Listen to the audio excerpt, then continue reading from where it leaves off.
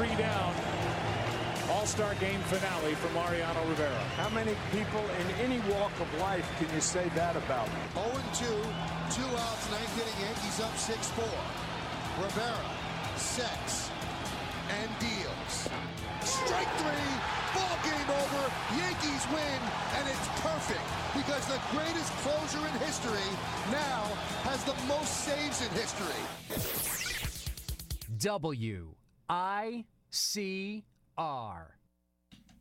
Hi, everyone, and welcome to WICR. I'm Chelsea. And I'm Daniela. And welcome to Throwback Thursday. Today we're going to be talking about the latest news and some of the old school greatest as well. So, Daniela, what are we starting with today? We are going to start by talking about Jeter and how his last game was at Fenway. Yay!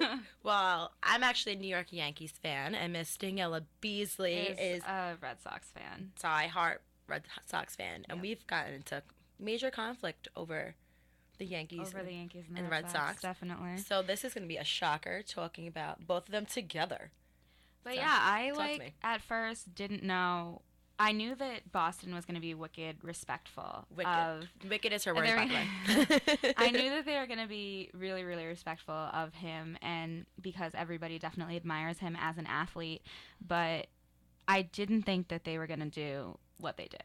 I was completely flabbergasted by that. By bringing out all the old players and even just people from other sports. Like, I'm a huge hockey fan. Like, if I had to pick a sport, no it's idea. definitely hockey. She is a huge hockey fan. The fact that they brought, like, Bobby Orr, like... Who is Bob? Blonde moment, blonde girl sports moment. Who is Bobby Orr? So he's just a famous hockey player. Well, Boston Bruins hockey player. Like, we have a statue of him, like, doing the famous like, dive on the ice outside of Bobby Orr TD Garden. Bobby Orr is so official that he needs a... He has a statue. He has a statue. I think it's real when he has a statue. But, like, that's just an example. But, like, the amount of people that they brought back and the speeches that they gave and just, like, giving Jeter standing ovations for, like, nothing. Literally, I think I was reading that, I wish I was there. Because I do know a lot of people that were there because they had season Red Sox tickets. I was so jealous. You did? You do? No, I don't. They do. So I don't. Yeah, no. I'm jealous of them now. But just giving him, like, standing ovations for warming up or, like, running the bases and stuff like that. They were just, like, going crazy for him. You know what? Good for him. He deserves it. No, he dedefinitely deserves it. But I just, like, Boston was so good to him. They were very welcoming. Good to him. They were very welcoming. I watched the first few. I actually didn't catch the game, but I saw some clips on ESPN, and the lady saying RVSBCT, which is very ironic since his little is it the Nike? It was Nike's respect with the 2 in the middle. Right. I thought Boston was awesome. And did you watch the last Yankee home game with Derek Jeter? I caught a little bit of it, but I didn't really watch the whole thing, but I like saw some of it. I cried. I literally I don't watch, ladies and gents, I don't watch any sports whatsoever. Daniela's trying to get me into it, but after this final home game, it's a big effort to get me to sit still for 5 minutes and watch any type of sport. And Derek Jeter is such a great inspiration. I've been following him since I was 8 years old, and the way he shut down Yankee Stadium that night, everyone was going crazy over him. And then he got his last, it was an RBI, and then the whole team ran to him, and then the famous 4, if you probably don't know them, Mariano Rivera. I mean, I know. I follow sports, so I know them. I'm just not, Yeah, you're not. She's not into them. I'm not a big She Yankees is so fan. not. But I definitely think, like, no matter what fan you are of any team, of anything, like, you can just respect Jeter as an athlete and for his talent and his class.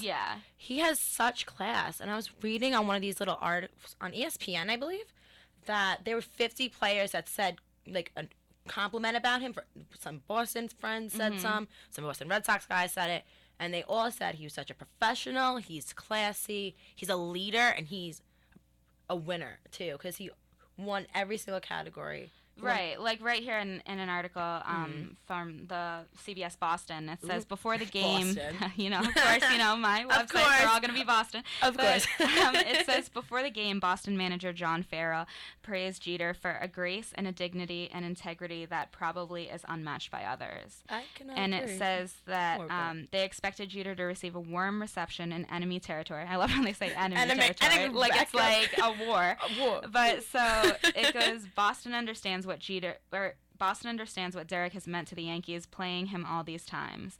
I think it will be done right. And so that was said before the game even happened, and they did it right. It was done right. It was done right at home. It was done right in Boston. It wasn't, who was the Mantle guy? I forgot his name. But another famous former Yankee player retired and did his last game at Fenway Park as well. And I thought it was just came full circle. The two great legends. I want to say Mantle. Don't quote me on that one, but another Yankees legend. Right. I'm telling you listeners right now, I'm a girl. I don't really know baseball. All I know is hey, girls can know sports. It's not a girl thing. It's just a personal choice.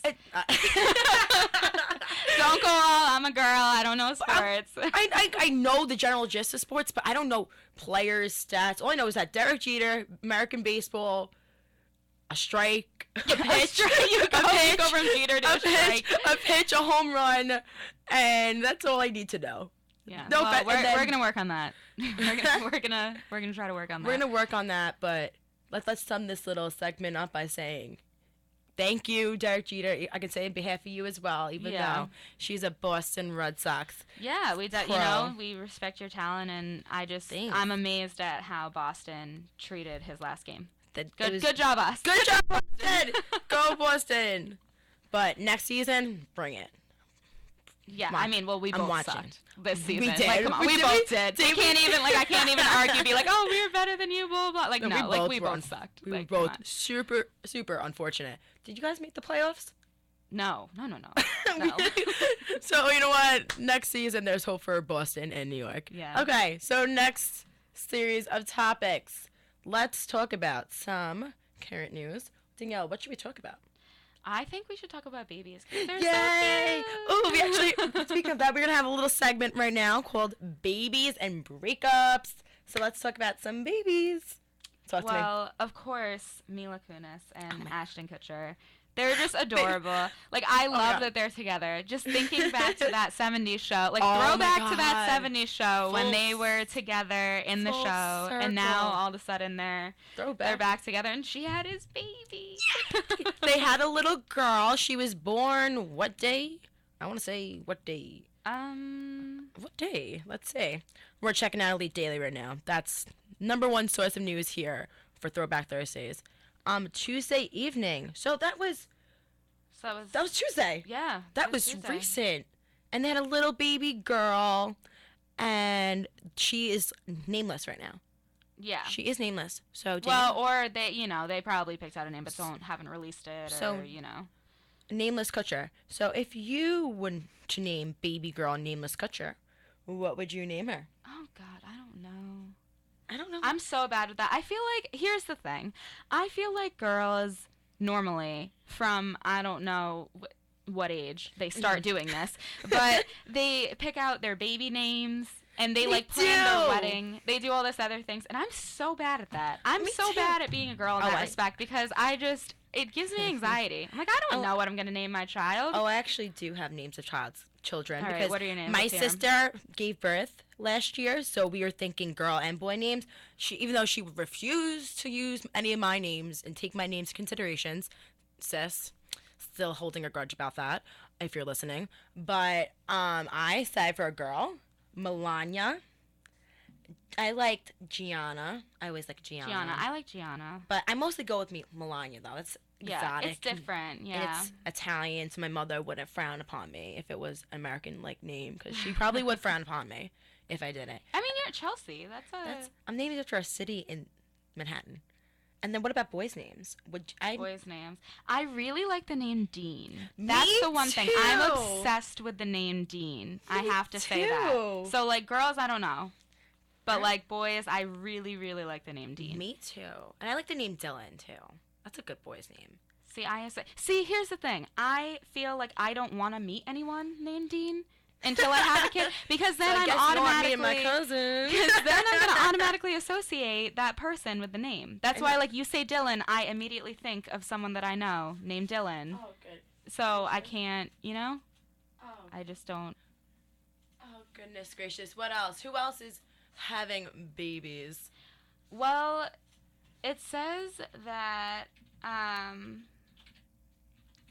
well, here, like, it says Jay-Z clarifies Beyonce pregnancy rumors. Yes, she's having another baby. But he says that they're not. They're not. Where did you read that? Literally, I'm on MTV.com.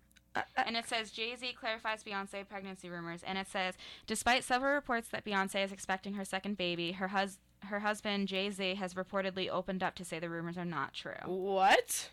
I read differently, girlfriend. Yeah, he says, I would like more children. I think my daughter needs company. I definitely love being a big brother, and at some point when it's supposed to happen, my biggest job in the world is to protect my daughter, and I am very protective. Oh, you are right. I'm actually on that article right now. Oh my goodness, I thought they were having a baby, and I was expecting a random little name. Because Blue Ivy? Right, that was weird. I'm ready for Jay-Z and Beyonce to have another baby. I think everyone's ready for them to have another baby. And at the concert recently, she was putting his hands on her belly. I'm like, come on. Oh my God, that was the most amazing concert that I have ever been to. You went to that concert? Yes. Girl, bye. It was amazing. It was so good. Did he rub her belly? Come on, let's clarify some pregnancy rumors, Daniela. I am not going to speculate on their pregnancy. I want them to have another baby, though, because why not? Because a cute little name. Like, come on. Blue Ivy. I know, but who names their kid Blue Ivy? That's a really weird name. That is a strange name. Because it's Beyonce, she can get away with it. You can do it. It's not a big deal because everybody loves her. But, like, that's if anybody else ever named their child Blue Ivy.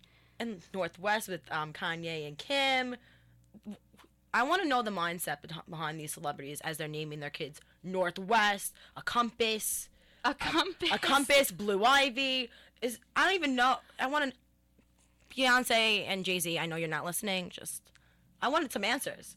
Do you want answers? Because I sure do. I mean, everybody wants answers. I know. But at the same time, you have to think about it's got to be hard to be in the spotlight like that. Mm-hmm. Everybody's speculating on everything about your life. I know. And I think on that note, we're going to take our first break, and we're going to play a little song. We're going to play a throwback song. It's by House of Pain, Jump Around. So let's get it.